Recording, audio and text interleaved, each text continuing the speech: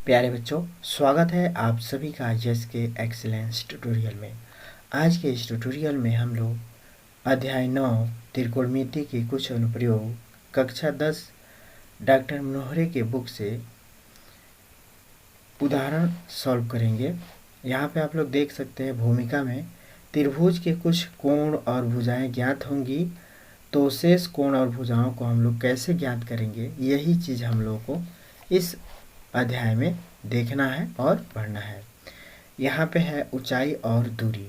ऊंचाई और दूरी की समस्याओं को हल करने के लिए हमें निम्नलिखित दो कोणों का प्रयोग किया है, एक उन्नयन कोण और एक अवनमन कोण। उन्नयन कोण किसे कहते हैं? तो जब कोई व्यक्ति नीचे से यानी कि आंखें नीचे होंगी और वस्तु ऊपर होगा और हम लोग देखेंगे तो ये वाला जो कोण होगा उन्नयन कोण होगा। ठीक है, ये जानना है कि नीचे जो कोण बनेगा उन्नयन कोण बनेगा। ठीक, और ये चीज़ जो है आपका यक्स होगा तो ये आपका यच होगा। ठीक है, ये कोई भी आप मान सकते हैं इसको। ठीक है, या ए बी है तो ए बी मान सकते हैं, या ये है, ये बी है तो ये सी है, तो इसको आप लोग सी भी मान सकते हैं, सी बी को यक्स मान सकते हैं, बी ए को एच मान सकते हैं। इसे दृष्टि रेखा कहते हैं। ये कर्ण भी हो सकता है, ये समकोण त्रिभुज है। ठीक है, इसको हम लोग मीनार माने ए और बी को मीनार कह सकते हैं, भवन कह सकते हैं, इसे क्षैतिज तल कह सकते हैं, इसे ऊर्ध्वाधर तल कहते हैं। ठीक है, इसे कर्ण भी कह सकते हैं इसको। ठीक है, अब देखना है अवनमन कोण। तो अवनमन कोण क्या होता है? जब किसी वस्तु को ऊपर से नीचे देखते हैं हम लोग। ठीक है, अवनमन कोण का मतलब ऊपर हमारी दृष्टि रहेगी और ऊपर से किसी वस्तु को हम लोग नीचे देखेंगे तो यह जो है अवनमन कोण कहलाएगा। ये कोण अवनमन है, तो इसके एकांतर ये भी कोण जो है अवनमन कहलाएगा। ठीक है, तो यह अवनमन कोण जो है जान लेना है। ठीक है, तो ये आपका अवनमन कोण हो जाएगा। ठीक है, अब हम लोग को आप पूर्व अध्याय में 30, 45, 60 जैसे विशेष कोणों के त्रिकोणमितीय अनुपातों की सहायता से ऊंचाई और दूरी से संबंधित कुछ सरल व्यवहारिक प्रश्नों को हल करने की विधि से परिचित हो चुके हैं। अब आप हर प्रकार के कोणों से संबंधित प्रश्नों को हल कर सकते हैं। आप परिशिष्ट में दी गई त्रिकोणमिति और लघु गणकीय सारणियों की सहायता से प्रश्नों के सन्निकट हल प्राप्त कर सकते हैं। तो आइए हम लोग एग्जाम्पल को देखते हैं। चित्र में बिंदु O का बिंदु A तथा P से देखने पर अवनमन कोण की माप है। यहाँ पे देख सकते हैं अवनमन कोण की माप दिया है 30, 45, 45, 30, 45, 60, इनमें से कोई नहीं। ठीक है, हो रहा है कि चित्र में O का बिंदु A तथा P से देखने पर अवनमन कोण O से बिंदु A और P से देखने पर अवनमन कोण पूछा जा रहा है।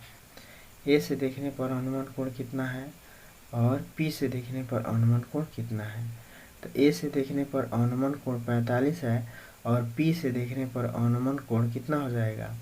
देखिए, ये वाला अगर एंगल 60 है तो आपका ये वाला भी एंगल 60 हो जाएगा। ठीक है, ये वाला एंगल अगर आपका अवनमन कोण, अब देखिए ये 60 है तो ये 60 हो जाएगा, तो ये अवनमन कोण तो 60 हो गया। ठीक है,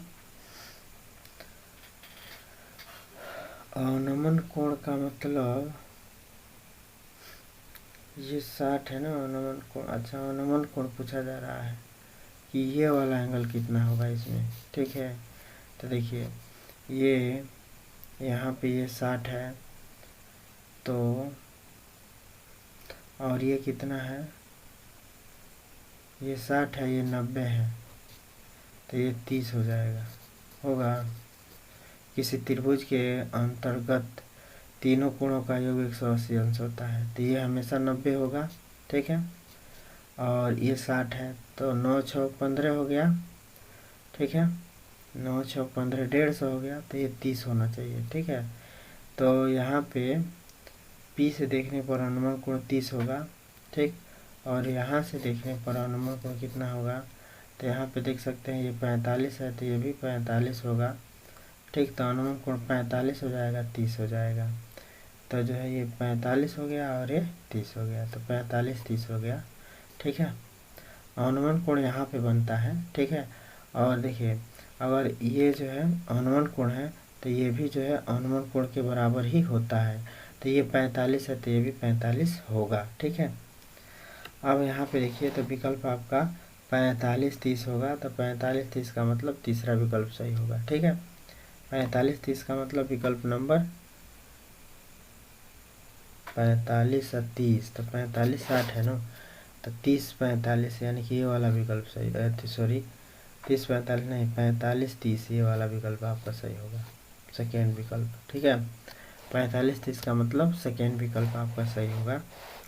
कह रहा है कि 1.5 मीटर लंबा एक प्रेक्षक एक चिमनी से 28.5 मीटर की दूरी पर है। उसकी आंखों से चिमनी के शिखर का उन्नयन कोण 45 है। चिमनी की ऊंचाई ज्ञात कीजिए। ठीक है, तो यहाँ पर आइए देखते हैं ऊंचाई को कैसे ज्ञात किया है। ठीक है, एक देखिए यह एक डेढ़ मीटर का कोई व्यक्ति है। ये जो है आपका 1.5 मीटर व्यक्ति है। ठीक है, 1.5 मीटर लंबा का मतलब ये जो है व्यक्ति 1.5 है। ठीक है, तो ये अब देखिए इसी के समांतर देखिए ये जो है भूमि है और इसके समांतर ये रेखा खींचा गया है और ये इसी के परितः जो है दिख रहा है। यहाँ से इसकी आँख डी पर है तो यहाँ से दिख रहा है। ठीक है, यहाँ से जो इसका उन्नयन कोण 45 डिग्री है। ठीक है, तो हमको जो है पूछा जा रहा है आंखों से चिमनी की शिखर का उन्नयन कोण 45 है।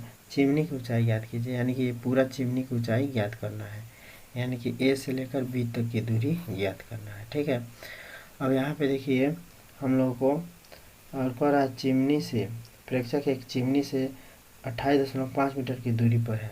यह चिमनी है, मान के चलिए ए भी इसका चिमनी है और ये 28.5 मीटर की दूरी पर है। यहाँ से 28.5 मीटर की दूरी पर है, यहाँ से 28.5 मीटर की दूरी पर है। ठीक है, यह जो है 28.5 मीटर की दूरी पर यह व्यक्ति खड़ा है। ठीक है, अब यहाँ पे देखिए यह 1.5 मीटर ऊंचा है।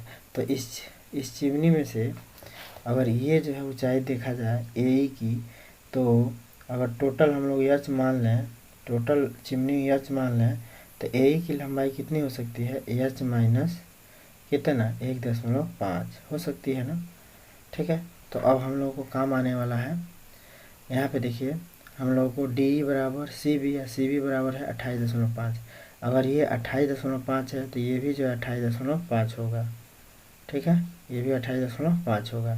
ठीक, और ये हम लोग एच माइनस 1.5 ले ही लिया है। ठीक है, यहाँ पे देखिए आइए इसने जो है टोटल किया है तो ए धन 1.5 मीटर लिया है।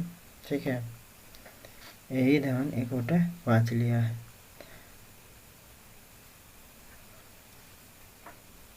ए बी बराबर, तो ए बी बराबर ए धन बी होगा। ठीक है, कोई दिक्कत नहीं है।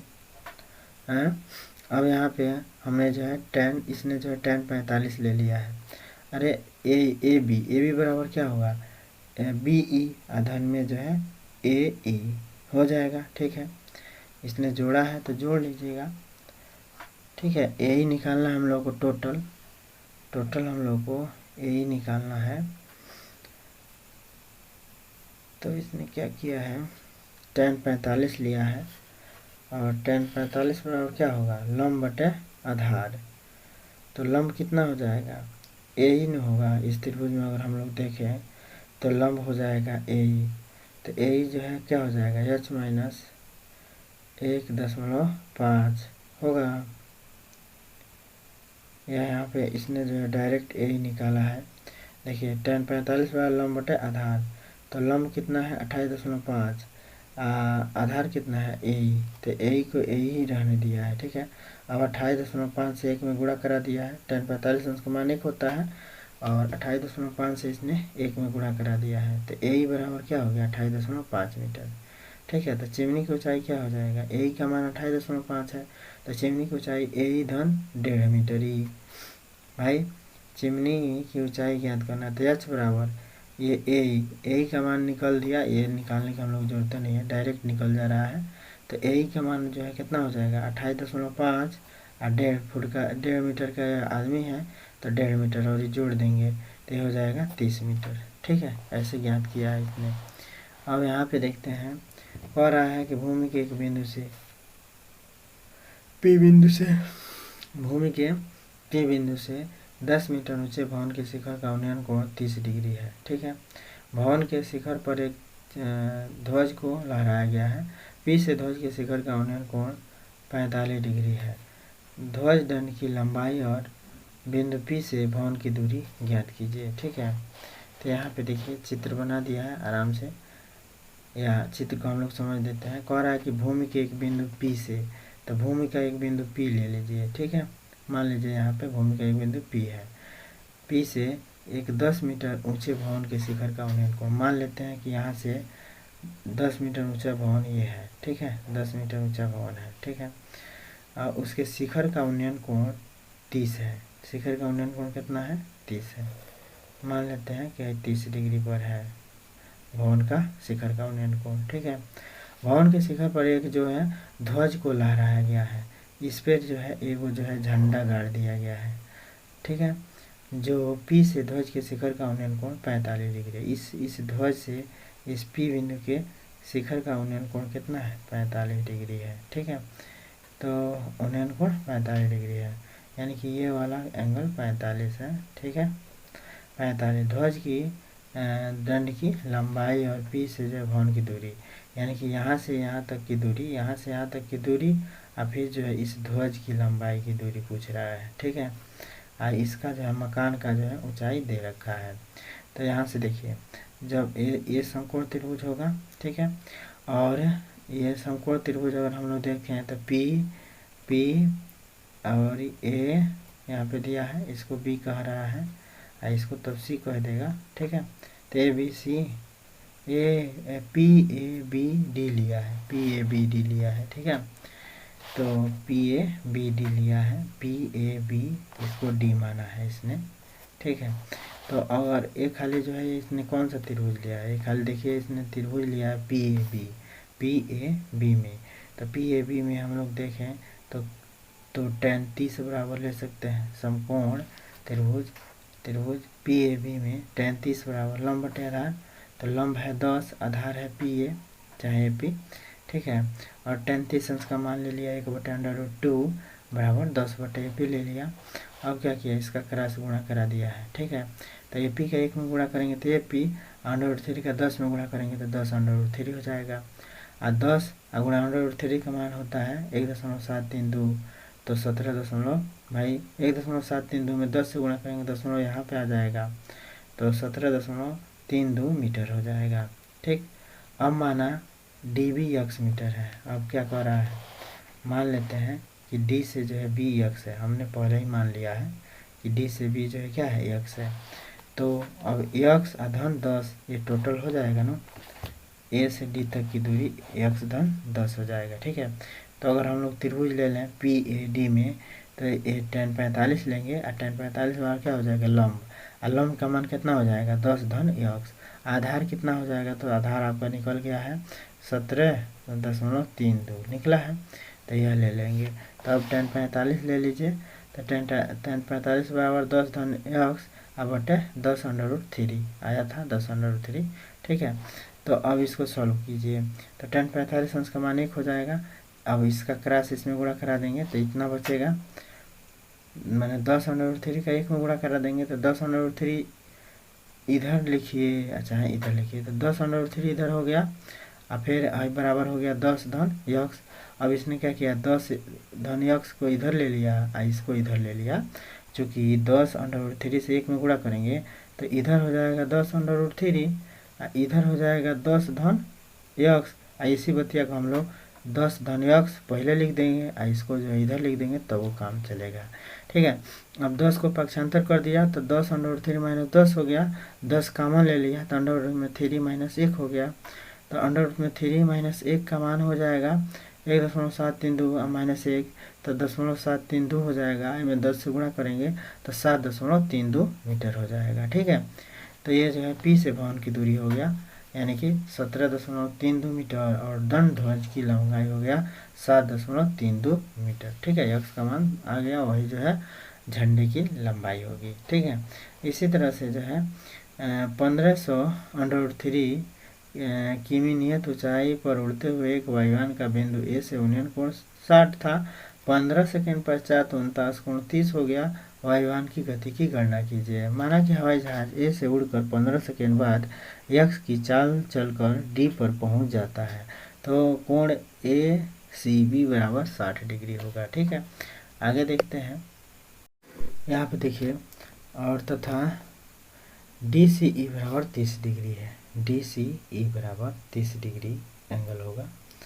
कोण सी 30 डिग्री होगा, और कोण ए सी ए जो है आपका 60 डिग्री होगा। ठीक है, अब इसमें जो है त्रिभुज ए बी सी ले लिया, त्रिभुज ए बी सी, यानी कि ये वाला त्रिभुज ले लिया। ठीक है, ये वाला त्रिभुज हो गया। तो इसमें tan 60 लेंगे तो tan 60 बराबर क्या हो जाएगा, लंब बटे आधार। लंब आपका है 1500√3। ठीक है, आधार आपका है y किलोमीटर, यानी कि सी बी की दूरी। ठीक है, तो y के इसमें क्रॉस गुणा करा दीजिए, तो y बराबर 3 अंडर में 3 होगा, y इंटू √3 हो जाएगा। और फिर इसको पक्षांतर करेंगे तो यहाँ पे आ जाएगा, देखिए क्या किया है, y का √3 में गुणा करा देंगे।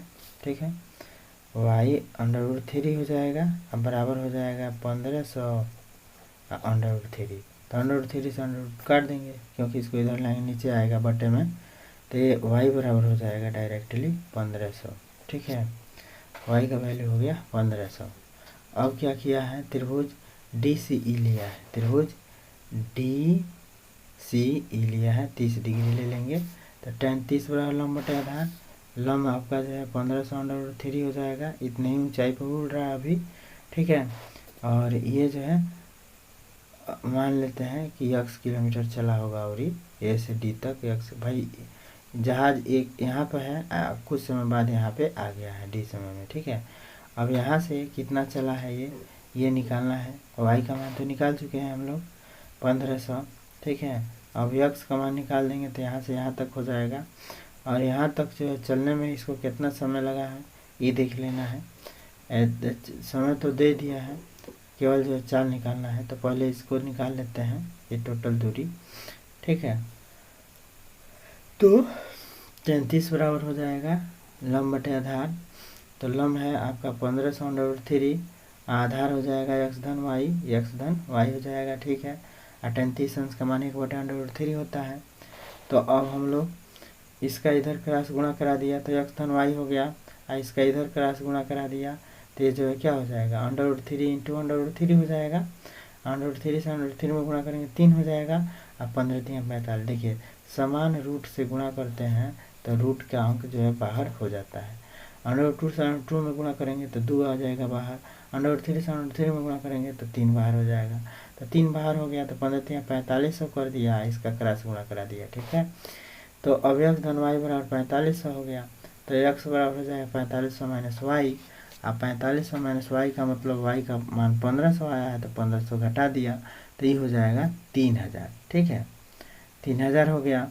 अब हम जानते हैं कि चाल बराबर क्या होता है, दूरी बटा समय। तो दूरी कितना चला है, 3000 टोटल दूरी इसने, नहीं x का मान जो है कितना है, x की वैल्यू आया है 3000, और दूरी टोटल कितना होगा, 3000 में सही जब चला है, तो दूरी चला है 3000। तो चाल बराबर दूरी बटा समय, तो दूरी कितना है 3000, और समय कितना है 15 सेकेंड। 3000 बटे 15, अब 15 दूना 30, 200 किलोमीटर प्रति सेकेंड की चाल से ये चला है। ठीक है, और किमी प्रति घंटा में बदलना है, किमी प्रति घंटा में बदलना है, तो 200 बटे 60 गुणे 60 हो जाएगा, तो 72,000 किलोमीटर प्रति घंटा इसकी स्पीड हो जाएगी। ठीक है, किलोमीटर प्रति सेकेंड में है, तो सेकेंड को घंटा में बदलेंगे तो 1/60 से में गुणा करेंगे, 1/60 गुणे 1/60, 3600 से इसमें गुणा करेंगे तो ये ऊपर आ जाएगा, 60/60 हो जाएगा। जैसे देखिए 200 किलोमीटर 200 किलोमीटर प्रति सेकेंड आ रहा है। 200 किलोमीटर प्रति सेकेंड का मतलब बट्टे में सेकेंड, ठीक। तो सेकेंड को घंटा में बदलने के लिए इसमें जो है सेकेंड को घंटा में बदलने के लिए 1/3600 से गुणा होगा, ठीक है। 1/3600 से गुणा होगा तो 1/3600 से गुणा होगा तो इसको पलट देंगे तो ये ऊपर हो जाएगा 3600, ठीक है। तो 3600 में 2 से 36 दूना 72, तो ये हो जाएगा कई दहाई सैकड़ा हज़ार 10,000 लाख 7,20,000 किलोमीटर प्रति घंटा हो जाएगा, ठीक है।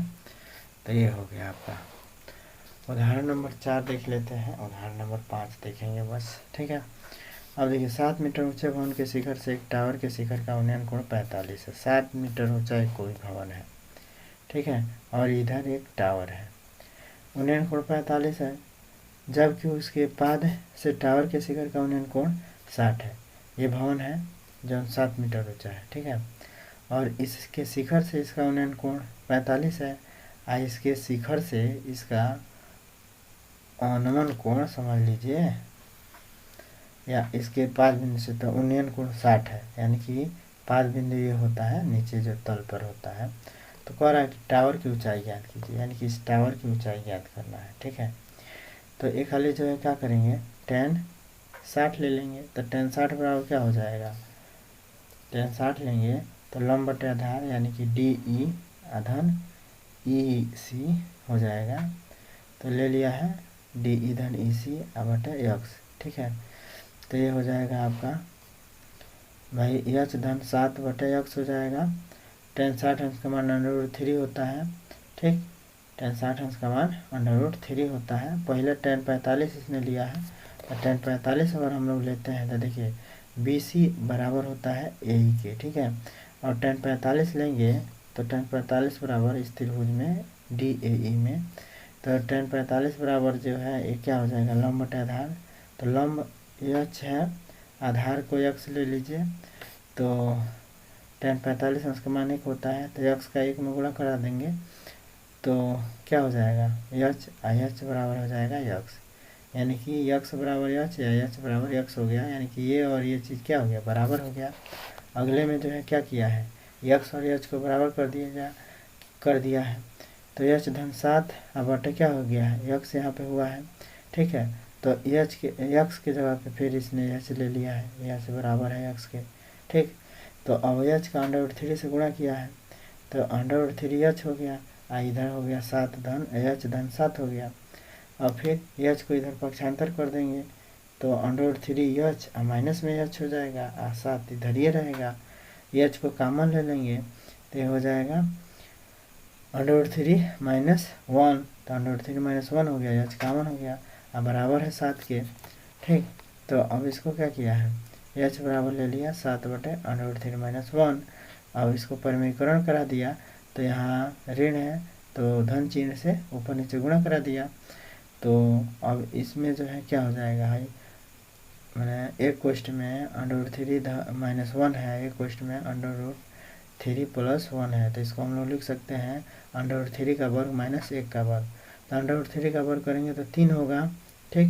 √3 का वर्ग करेंगे तो 3 होगा, 1 का वर्ग करेंगे तो 1 होगा, 3 में से 1 घटा दिया तो नीचे आ गया 2, और ऊपर जो है 7 √3 धन 1 हो गया, ठीक है। तो h का मान हो गया 7 √3 धन 1/2, ठीक है। अब केवल टावर की ऊंचाई, तो h की ऊंचाई निकल गया है, यहाँ पे देख सकते हैं h की ऊंचाई निकाल दिए कि 7 √3 + 1/2। अब केवल टावर की ऊंचाई निकालना है तो 7 धन है जोड़ देंगे h, ठीक। तो h धन 7, तो h धन 7 का मतलब h का मान इतना आया +7 कर देना है बस। तो जोड़ दिया गया है, तो जोड़ने पर आपका आ गया है इतना, ठीक है। कैसे आया है, तो देखिए 2 का इसमें गुणा कर देंगे, ठीक है। तो 7 दूना 14 हो जाएगा, तो धन में 14 हो जाएगा, बट्टे में 2 हो जाएगा, ठीक है।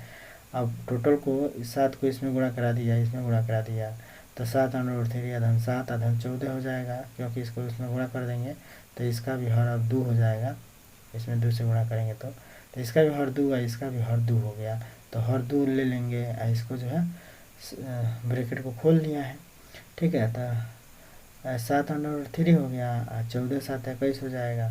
अब फिर 7 कॉमन ले लिया तो 7 कॉमन लेंगे, 10⁻³ आधा 7 तरीके 21 3 हो जाएगा, बटे 2 हो जाएगा। तो और 7/2 का मतलब 7 का आधा, तो 3.5 ले लिया, इसका इसमें गुणा करा दिया। ठीक है, बस यही किया है।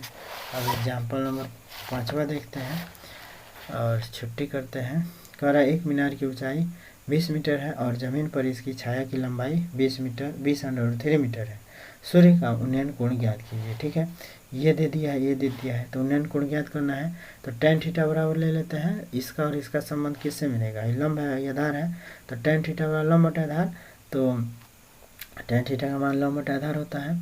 तो लंब आधार ले लिए, यानी कि 20/√3 हो जाएगा। अब 20 से 20 कट गया, 1/√3, 1/√3 tan 30 अंश का मान होता है। अब tan से tan कस गया, थीटा का मान हो गया 30 डिग्री। ठीक है, तो बस आज के उदाहरण में 5वां उदाहरण, आज के एग्जाम्पल 5 को देखेंगे। फिर मिलते हैं अगले वीडियो के साथ, तब तक के लिए जय हिंद।